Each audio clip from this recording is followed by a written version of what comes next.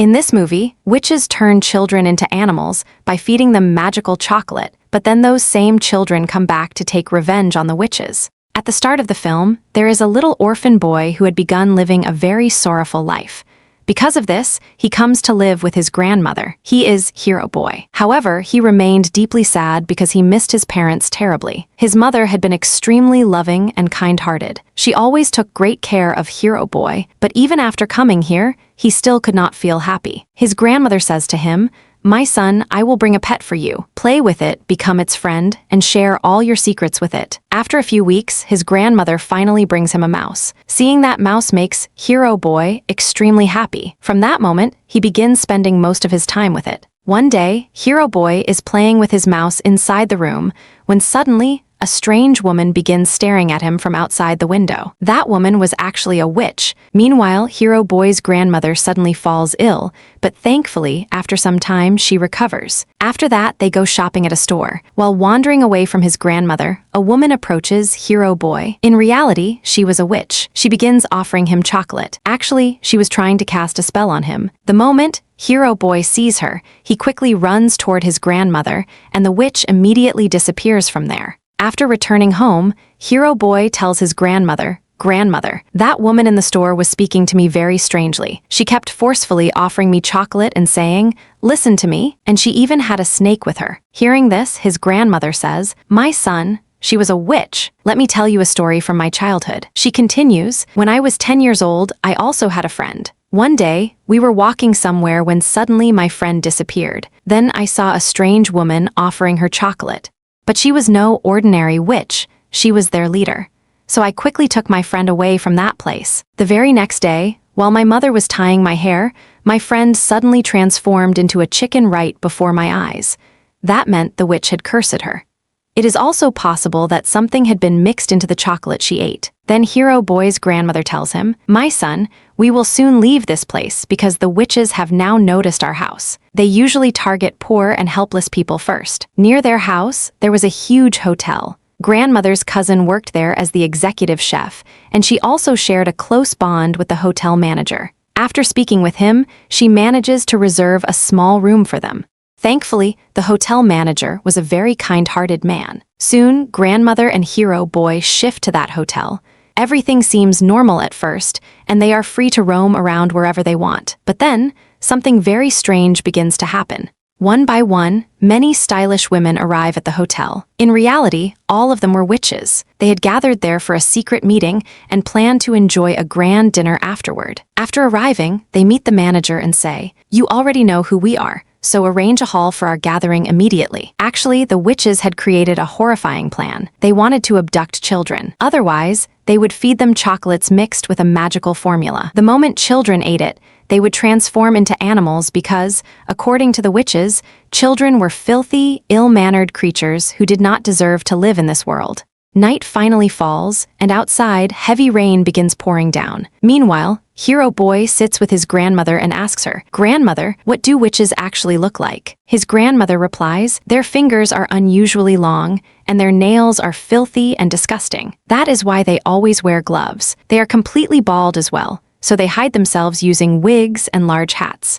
Hearing all this makes Hero Boy extremely frightened. As the storm continues throughout the night, morning eventually arrives. Still feeling sad, Hero Boy takes his mouse and goes toward the grand hall to play with it. At that exact moment, all the witches also enter the hall for their secret gathering. The instant Hero Boy sees them, he becomes terrified and quickly hides himself there. Meanwhile, the Grand High Witch begins sniffing the air, trying to locate him. But she fails to find him anywhere, so she finally starts the meeting. All the witches sit on chairs, while the Grand High Witch stands before them. Then she reveals a strange potion and calls it a magical formula. She says, "If even a single drop of this formula is mixed into candy or chocolate, then the child who eats it will immediately transform into an animal." Then the Grand High Witch continues explaining the magical potion in detail. Suddenly, she smells Hero Boy once again. She immediately begins sniffing around the stage. At that moment, her nose and face looked absolutely disgusting and terrifying. She suddenly lifts the stage to search beneath it, but no one was hiding there. However, behind the stage, there was a small ventilator window,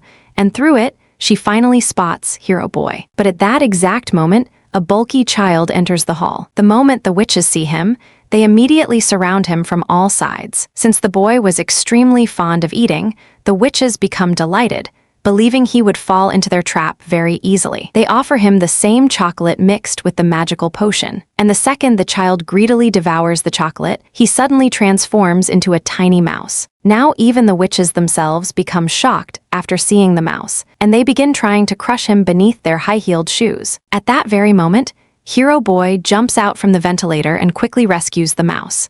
But while saving him, Hero Boy makes a terrible mistake. He reveals himself. The witches immediately spot him and grab him at once. Then, they place a single drop of the magical liquid inside his ear. As a result, Hero Boy also transforms into a mouse. Now both the bulky child's mouse and Hero Boy's mouse quickly run away from there. Meanwhile, Hero Boy's own pet mouse also joins them. Soon, it is revealed that the bulky child was actually a little girl. The witches had transformed her as well after tricking her into eating the magical chocolate. After escaping together, all three mice become close friends, and they say, "We will definitely take revenge on these witches." Hero Boy rushes to his grandmother and says, "Grandmother, the witches have turned us into mice." Hearing this, his grandmother furiously replies, "To hell with these witches.